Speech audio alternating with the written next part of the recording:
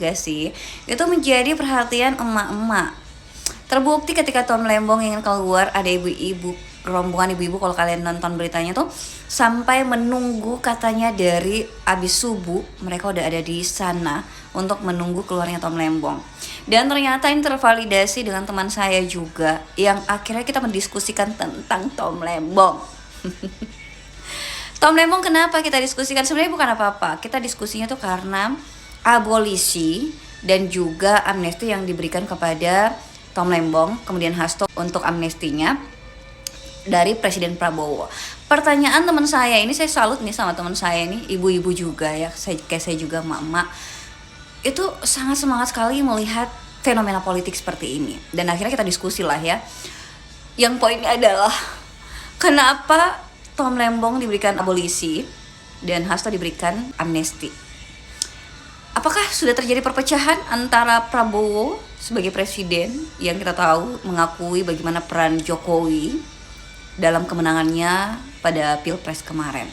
Sudah terpecah dengan hubungannya dengan Jokowi. Dan akhirnya setelah menelisik, menganalisa, kita menemukan bahwa ternyata sebenarnya bukan hanya soal pecah atau tidaknya, tapi kalkulasi politik.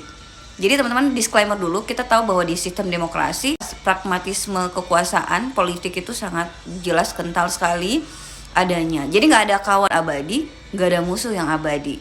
Bisa hari ini sangat bereratan sekali hubungannya, sangat baik banget hubungannya, besok bisa jadi udah jadi lawan di pilpres, di pilkada, atau dimanapun dalam kontestasi politik.